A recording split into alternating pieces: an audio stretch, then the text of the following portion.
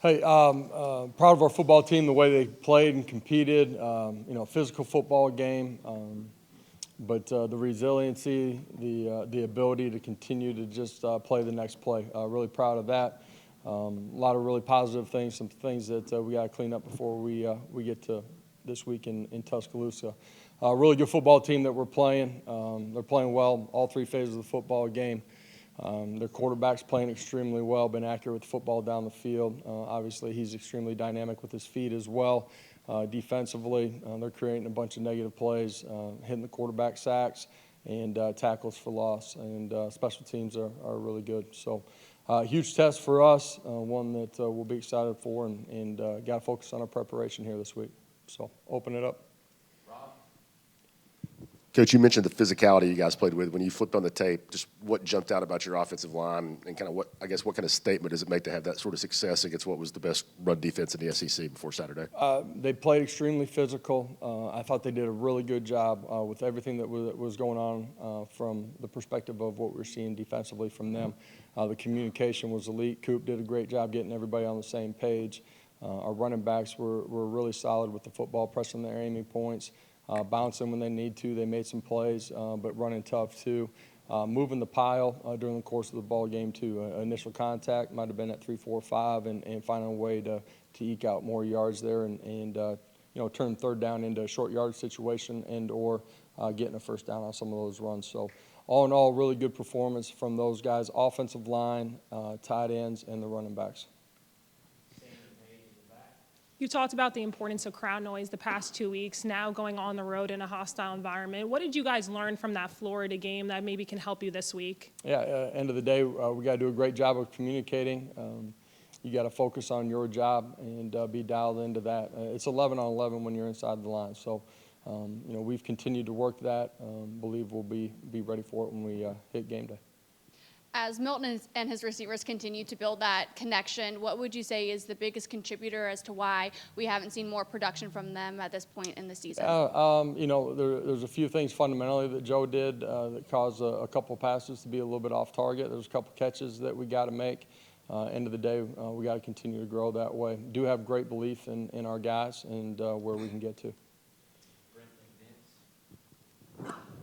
Coach, you said after the game you hadn't been a part of one like that in terms of scoring. When you get into a game like that, from a head coach managing standpoint, how different is that?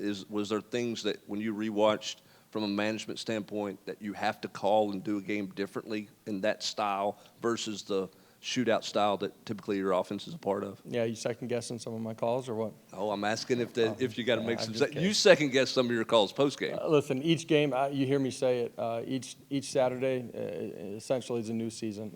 Each game unfolds, and the identity of the game takes place during the course of the game. You got to manage all those situations. From play calls to what decisions you're making in special teams, all of it, and so. Proud that we got to win, and you continually evaluate what you're doing in all areas, and then also try to push those lessons forward too. Coach, with the transition from Coach Ghost last year, now Coach Halsley, and you guys have always talked about, play calling and the game plan is all communal with everybody involved in it. How's that operation gone? What can you tell us about how the operation is going? Really pretty seamless. The transition. Joey's been with me since 2006, we've been together in some form or fashion, except for a couple of years.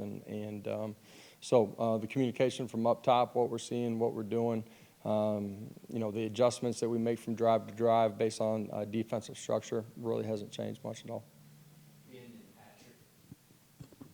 Josh, how fun was it to flip on the tape with the defense and watch your defensive line play some physical football? Man, really proud of the effort. All 11 that were out there on the football field, up front, front 6, front 7, and in particular our front 4, just played really good football, man. They came off the ball. They were destructive in the run game, guys snagging off and making plays on backdoor cuts, playing with gap integrity. Second level fit it extremely well, and then the ability to get after the quarterback, with just a front 4 rush too. Thought those guys did a really good job of changing the way the game's played. I feel like they are continuing to improve as we go through this season. Proud of the effort. We're going to need a great one from them this Saturday too.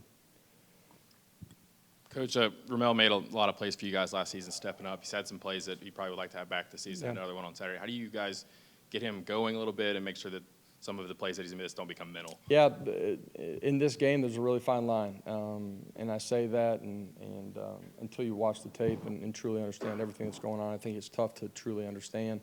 Last Saturday, this coming Saturday, the Saturday after, you got to do the ordinary things at an extremely high level, and that just happens through your preparation and your practice. And you got to wipe the previous one clean. You got to take the lessons forward with you, but you got to wipe it clean, good or bad. And you guys have heard me say that before. So Ramel's played really well, and got great trust that he'll play extremely well this Saturday. On the passing game, obviously the explosive plays weren't there the other day. Is there a personnel issue? Do you feel like you have the right personnel to have that explosive passing game the rest of the year? Absolutely. We've had guys open. We haven't hit them. Communication's been off at times. We just got to be a little bit better. It wasn't pretty on Saturday. I'll be the first to admit that. But it's not that far off either. We got to do ordinary things at a really high level.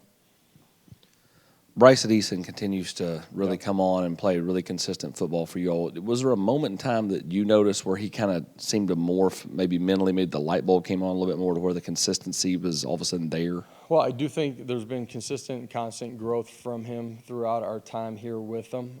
I do feel like, late training camp, early part of the season, the consistency of his mindset, being able to attack every rep every single day, has changed and continued to mature, and that's why he's playing the way that he is. He's become a really good practice player. You can count on him being consistent every single day. That's led to his growth and him playing the way that he is inside. Alabama's a team that gets after the quarterback at a really high level. What are some things that you guys can do offensively to try to slow that down, keep your quarterback clean? Yeah, I'm going to say this, and it's kind of on repeat from last week, too. You got to have some efficiency in the run game. You get into long yardage situation, these guys are going to be able to pin their ears back and come after the quarterback. They're multiple in what they do. All five guys got to operate together in the run game, but you got to be in sync in your pass protections, too. And you got to get the ball out on time. There's going to be a bunch of one-on-one matchups out on the outside. You got to go win some of those matchups and be accurate with the football. So it's going to take all 11. They all play a piece in what goes on in the run game and in the pass game too. Josh, heading into the season, obviously you never know exactly what's going to happen, but when you looked at that running back room and you looked at what you had up front, did you suspect that the running game could be this sort of consistent and could be this deep and this sort of versatile? Yeah, I mean, in this game, it changes from year to year, and sometimes week to week, too. And I did think that we had a chance to be a very mature, physical football team up front. The three running backs that you alluded to, all were playing their best football. They had the best understanding of what our schemes were. Fundamentally, they were at their best. I thought they had a chance. They had a chance to be a group that would do a really good job in the run game and at the line of scrimmage. So you guys know this. People have gotten caught up in the pass game numbers at times with us, some of the explosive plays. But the bread and butter of what we do, it all starts with the run game. Over here in the back, James Pierce Jr., D. Williams earning Player of the Week honors for the SEC. How does that make you feel, and how can you talk about their performance? Yeah, excited for both of those guys because they continue to grow in how they prepare. They continue to grow in their understanding of what we're doing and are playing their best football right now. Two guys that continue to just invest and grow, and that's why they're playing the way that they are. Extremely proud of those guys.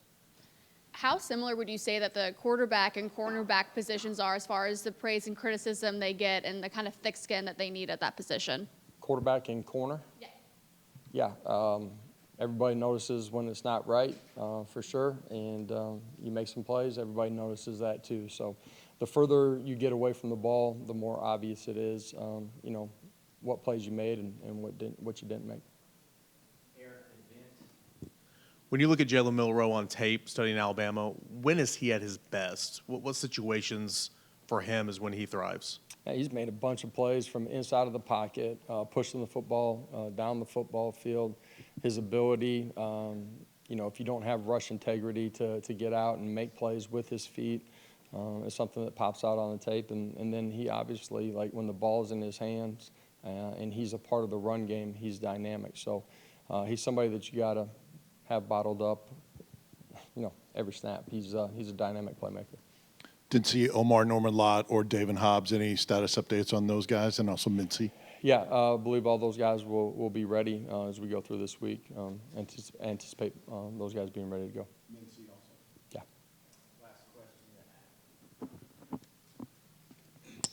Joe's a pretty confident guy. Did not play his best game the other night. How is his confidence now? Do you feel like you need to boost him up at all, or does he need any of that? I mean, I think, when you don't play your best football, you got to be able to wipe it clean. When you play your best football, you got to be able to wipe it clean too. And at the end of the day, have a routine that takes you to kickoff so that you are putting yourself in a consistent position to go play your best. Joe's been really mature in how he has prepared. There's some things fundamentally that he's done really well that he didn't do in the last one. We got to be a little bit better in the pass game. That's him. That's the wideouts. It's everybody.